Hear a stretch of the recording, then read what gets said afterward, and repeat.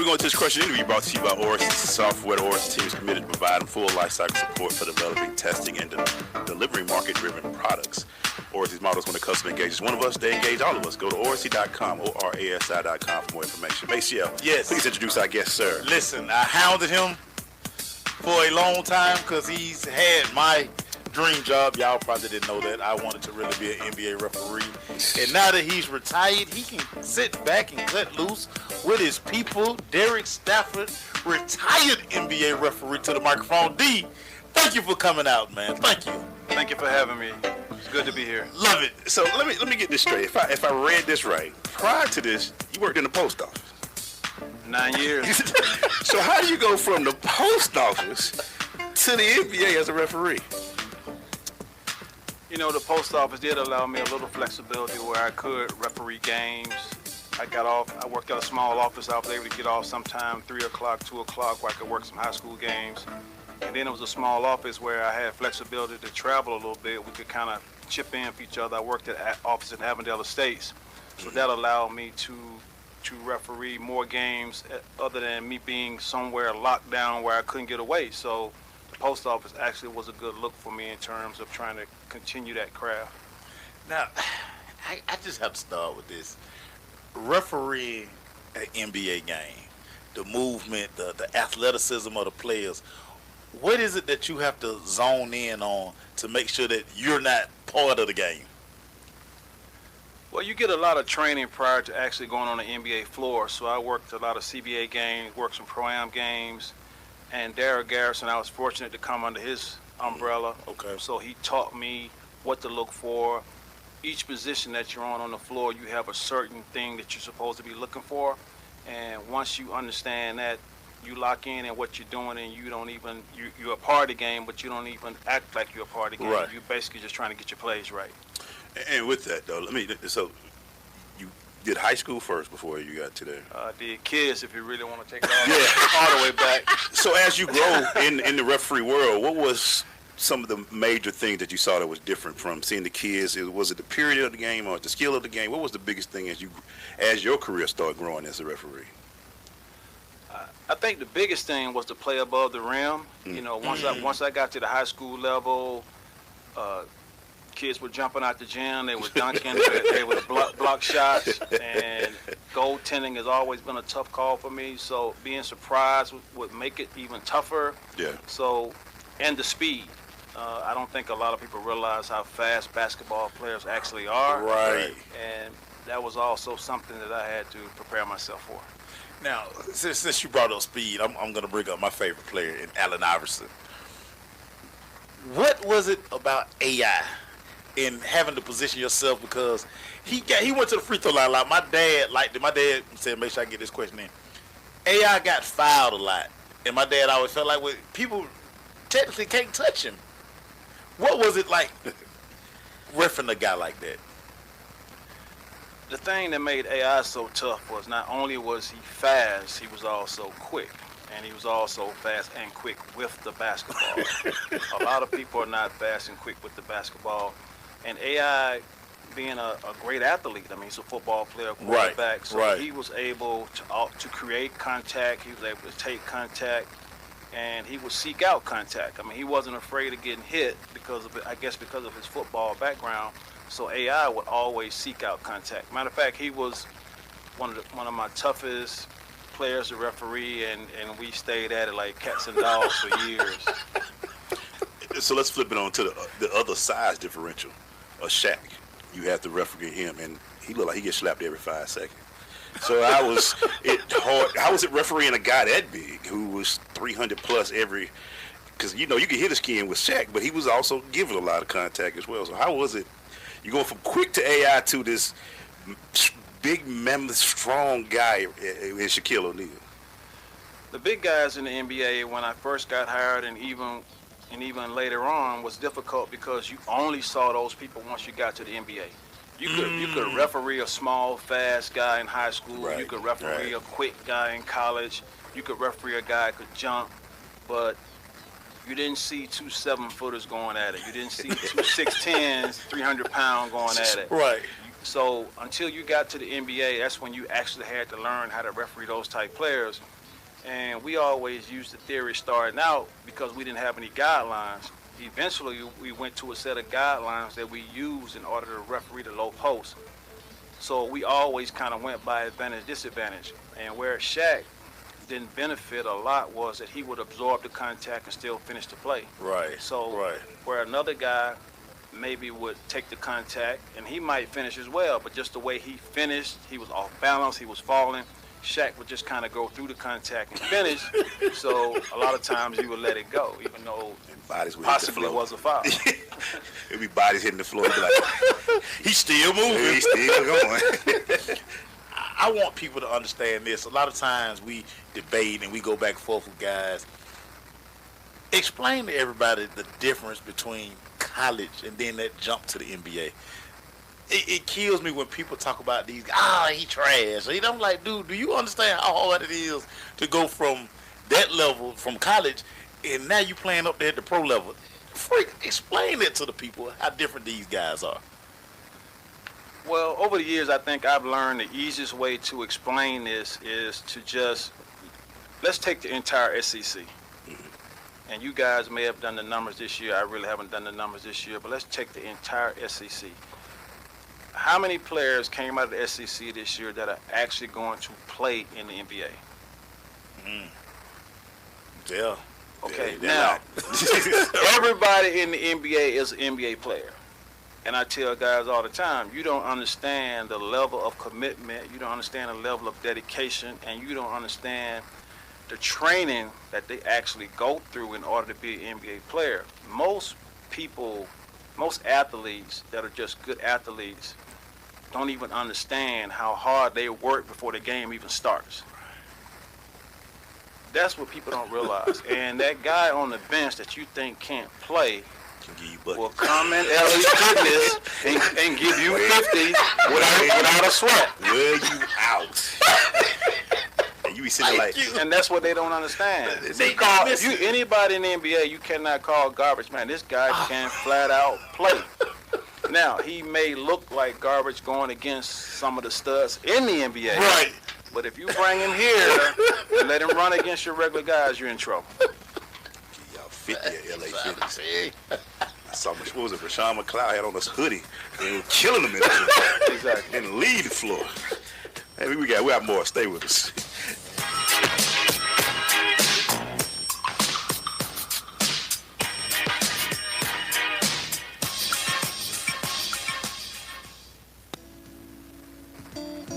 Some knowledge belongs to us and us alone. The way our girlfriends walk, the way they talk, the way they touch their hair. We hold details that only a sister can know about her girls. But what about our other girls? The ones that we carry with us every day. Can we describe them when everything's right? Can we feel when something's wrong? Our bond with our sister girls gives life. But knowing your breasts can save it. You don't know why. Go to knowyourgirls.org for the facts you need on breast health. That's knowyourgirls.org. Brought to you by Susan G. Coleman and the Ad Council. 1 in 3 adults has prediabetes. 1 in 3. That means it could be you, your football buddy, your football buddy, or you, your best man, your worst man, you, your dog walker, your cat jogger. While 1 in 3 adults has prediabetes, with early diagnosis, prediabetes can be reversed. Take the risk test at doihaveprediabetes.org. Brought to you by the Ad Council and its prediabetes awareness partners. Honey, what you cook for dinner tonight? You want the good news or the bad news first? The bad news first. I cooked nothing. Well, that's the good news then. Uh-huh. Well, there's no bad news then because tonight we're going to have jerk palace. Call Jerk Palace Palace for authentic Caribbean cuisine, including vegetarian entrees with authentic Caribbean flavor. Call 770-892-5049. Located at 6221 Jonesboro Road, Highway 54 in Morrow, Georgia. Jerk Palace. Crush, Jack, Dick, Black on. Oh man, we're back. You listen to the Crush Sports Talk right here on the Sensation Station Network. It's your boy Eagle A's, Maceo, and our first guest for the day, veteran, retired referee, 30 years. It's 30 years, but it spanned 4 decades. I mean, you were 80s, 90s, 2000, 2010s. Talk about, I love to ask people your first game that you ever did, and how was it for you? I know you did your preseason, you had your CBA, you had all that, but to actually say this is game one of my first career, what game was it, and what do you remember about it? I'll be honest with you, I don't even remember the game. Wow. I don't even remember the game. I was so happy to get hired. You know, I had put in so much work. You know, Eddie Rush and myself, we had been running up and down Old National Highway, grinding, working hard, CBA, high school, college. And I know I have it. I have the program, you know, in my photo album at home, but I don't, off the top of my head, I don't even remember the game. That's a lot of games. Yeah. Talk to our audience about you've seen the game change, and as you were leaving, all of a sudden the 3-point shot had become so prevalent.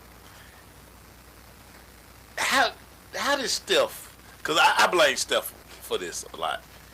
How did he change the game? Explain to everybody how he changed the game. It's amazing to me, and you know, you have to give the coaches credit also, the coaches he's had with Steve Kerr, that they even allowed him to take some of the shots he took. That's number one. But I'm sure, and this is what people don't realize, I'm sure in practice he was able to do things in practice where everybody said, okay. Yeah, we're comfortable with him shooting from 60 feet. And we're a copycat league. And so other teams realized that the 3-point shot was important. They started doing the analytics on it and figured, hey, if I take 3 threes and make 2, and I take 3 twos and make 2, look where I am. Right. And I'm only a couple feet further back, so let's start taking the threes. And that's when the analytics started playing such a major role and telling you which side of the floor you shot better on than the other. And so it changed the game. But Steph gave coaches the confidence to allow players to do this. When I first came in the league, if you pulled up on a fast break and took any kind of jump shot, you were in trouble. You was just taking off the floor. I mean, it could be at the free throw line. Get him out. If it was a fast break, you were done. Get him out. Now, they take a fast break and they guys run to the corner. Right, they yank you. And shoot a 3. Nobody going to the rim no more. They trying to get to the corners. Exactly. And so it's totally changed in terms of that, and Steph played a major part. But, you know, to the guys' credit, they're working on their shooting. So nobody's afraid now to take that shot. You know, one of the things that we always hear as well is about the physicality of the game. And the Tim Donahue days. When he went through, because, you know, again, if you do this sports talk long enough, everybody you know is fixed. Everybody's cheating. So when Tim Donahue went through his thing, and he was caught, he going to jail and all that, how hard was that for you guys as referees? I mean, you might not see the papers and all that, but now you got all these people like, see, I told you all the referees cheat, and because he kind of said it. What was it like for you guys as the referees during that period? Well, actually, I'm really happy you asked that question. Number one, I can only speak for me personally. Right. No one has ever asked me to do anything. No one has ever talked to me about doing anything. And I'm the type of person where I wouldn't do anything. I'm going to go out there every night and referee the game the best I can, and the best team wins. Now, I'm not perfect. Sometimes I get irritated, agitated like everybody does in their job. But end of the day, I'm going to give everybody equal opportunity to win the game. I'm going to work the game as hard as I can. Timmy, I worked a lot of games with Timmy. Timmy was a good referee. Timmy was a good person.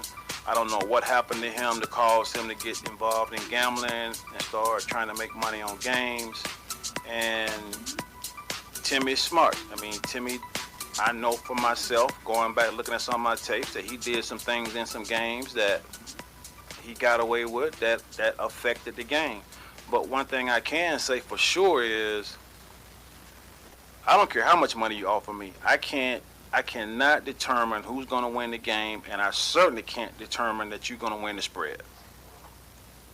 Can't do it. It's real talk right there. Because everybody, we get told all the time. Can't do it. Referees affect the spread. See, Vegas never lose. That's what they tell me all the time. I can't do it. I mean, first of all, I never refereed a game and knew what the spread was. I never looked, so I didn't know. But one thing I can guarantee you is, like I said, you might could offer me $1 million for your team to win a certain game.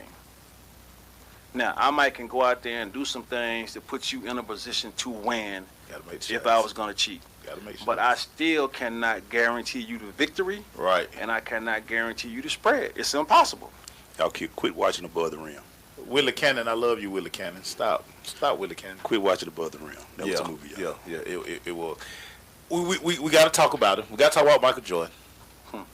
Jordan rules. Can't nobody touch Mike. What was it about Jordan that just had everybody in a tizzy? Michael Jordan is one of the meanest, toughest athletes that I've ever been around in any sport. He wants to destroy you. He didn't want to just win. He wanted to destroy you. He wanted to beat you so bad that you wouldn't even want to play them the next time you saw him. That's the kind of athlete Michael Jordan was. I've been around pro football players, I've been around baseball players, track stars, you name it. I haven't been around anybody that had the killer instinct of Michael Jordan. I've been around Tiger Woods.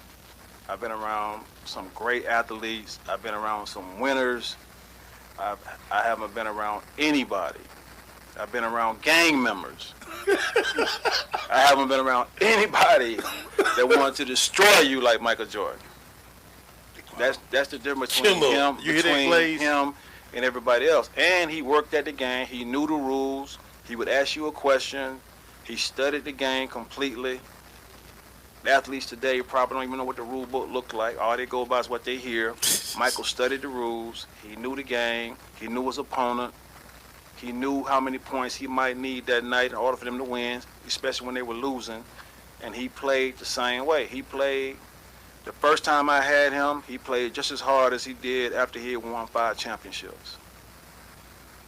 GOAT stuff, y'all. That separates him from anybody that I've seen. Get out your feelings. Get out your feelings, everybody. Till went to Washington. Anyway. That didn't happen, man. Why you get a bad dream? But here's the thing I always, because nobody ever committed a foul. Everybody gets fouled. How do you keep your temper?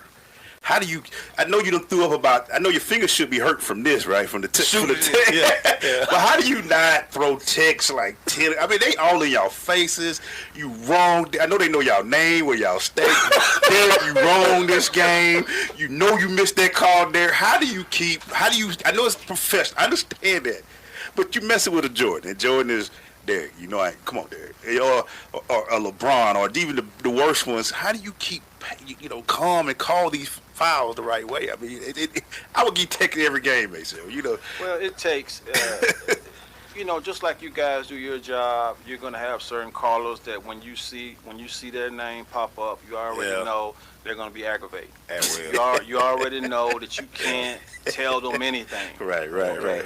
So, as a professional, you understand that that's still one of your customers. That's still somebody that supports your show. So you have to treat them a certain way. As a professional, we look at refereeing the same way. It's a very personal game because we're so close. Right. The thing that I think that helped me the most is that I played a little bit of ball, so I understood that embarrassment part of it. I understood that guys would sometimes look for somebody to blame because everything is so close and everything is so visible, especially in basketball. Right. So it's much easier for you to come to me and complain when you know you missed a shot on your own, but your family, your friends, and 20,000 in the arena, and a couple million others, you know, you wanna make it seem like you got hit. But especially when they go for them layups and miss. Yeah. I'm like, nah, bro, you just missed the layup. You know, fans know, and I know, and so it takes a while before you to understand and put it aside. And then you have to learn just how to deal with people. The same as you would deal with somebody on the street, you got to learn how to deal with basketball players the same way. You have to learn, and the good thing about our game, we see teams over and over, so you learn certain guys, you learn the things to say, you learn how to talk to them, and then you learn the ones you can't talk to. And when you learn the ones that you can't, let him go. You like my buddy Chris Paul. I mean, I already know Chris is right. He's never wrong. Basically, favorite point guard. He's the smartest. Negative. He's the smartest player in the league. So all I do is listen to Chris when he comes to me, and after he finishes, I'll say, "Okay, may I say something?" And if he lets me talk, I'll say something. If not, I just listen to him. And he's happy. He leaves me, and he likes me. He thinks I'm one of the best guys because I allow him to talk. Where other guys get irritated, get pissed off, they try to explain themselves. Chris cuts them off, and now they're at each other the whole game. Well, what do you have, Chris? What do you want to tell me? Okay. You know he fired me when I missed You a politician. I like that, Derrick. I like that, Derrick. Okay, Chris, I'll watch it closer next time. Sorry. LeBron James. Freak, athlete, all of these things. What is it about LeBron? How hard is it to rough LeBron? LeBron is one of those top 5 guys in terms of difficulty because he's so big, so strong, so fast, and he's smart. You know, I have to give LeBron his props too. He's a smart athlete. He knows how to create contact. He knows how to get people in bad situations, and he's a smart player. So he's extremely difficult to referee, and with that size. I mean, it's just really hard to believe that he's as big as he is. Most people don't realize it, but from standing next to him, I mean, he is a legit 6'9", 270, 280. And when he first came in the league, he was definitely running 4.3, 4.40. No question. Jesus. And jumping out the gym. Yeah, so can you man try to ref that? I mean, he was incredible. But he was smart. He wasn't dirty. He played hard. And the other thing you like about athletes, at least for me, is, you know, when guys giving 100% every night, that makes me want to give them even more. And he's one of those guys that gave 100% every night. So you weren't quick with your tech trigger. I mean, some people might say that I am. I mean, I try not to be. If you go back through time and you look at my record, you'll see that I don't call out technical fouls. But then I've gotten in trouble for running my mouth too, though, because you know, sometimes instead of me calling the tech, I might say something, and I probably should have called the tech. Hey, don't be mad at me. You missed it. You garbage today. I've said some stuff. We're getting close now. Okay. Should have saved it for Chris Paul. So, Derrick, what's going on with you now, man? You retired. Have you had a chance to think about what's going on? What's going on now with you? Well, actually, I'm helping some of the younger guys with officiating by doing some video work. I just spoke to some kids at a camp today. I give them both sides of the game. I try to encourage them, if they're not going to play, then think about doing something else. Think about officiating, think about radio, TV, stay in school so that you have options if you don't make it in basketball. I tell them about your speed, what you need. And then I reach out to my alma mater, Morehouse, where I went to school. I really want to help them get their sports program to where it should be. They have a new president, and he seems to be listening a little. So got a new AD coming in too. Yeah. So we're, hopefully we'll make some changes over there, and because there are some things that our HBCUs don't completely understand, and I want to help them to understand by getting involved somehow. And one of the main problems, and maybe some people are listening, I don't know, that understand this. I understand that coaches want to win, even on the high school level. But you still have to look at a kid and imagine whether that kid could play at the next level or not. And so, yeah, you might lose a couple of games and you might win more games, but put that kid in a position to be successful. Right. And I'll give you one good example. Harry Ellis, who went to Morehouse, played in the league for a couple of years. Went to high school with him. Okay, great example. He came out of Douglas High School. He didn't even start on his high school team. went to Morehouse, and I saw his dad one night at a game, and his dad pulled me over and he said, "Hey, Derrick," he said, "You think Harold can play in the league?" I said, "Yeah, he definitely can play in the league." I said, he's got the size, he's got the speed, he's got the hops. Boy can jump. I said, but one problem. I said, you guys playing him in a center position, and it ain't happening. Yeah. It's not happening. I said, for 4 years, you got to get this guy on the wing, run, let him shoot, run, shoot. You want to win, but you hurt his career. Well, Derrick, we definitely got to have you back in here, sir. This was awesome. I want to do it more towards the league when we get to the NBA when it starts right now, because we have summer league now and so much going on. So since you're here, I've had a blast. We would love to have you back in. And he called out Chris Paul. Yes. We'd love to be back. Because we gotta dig in before the season starts. We got so many more questions. Because I got 30 questions over here right now, y'all. So don't worry about y'all. He's coming back. We got him. He's an AUC guy. We're both Morris Brown guys, and he's Morehouse, so we definitely gonna keep it going. Yes. Hey, stay with us. We about to take photos. We got our next interview up next. Thank you again, sir.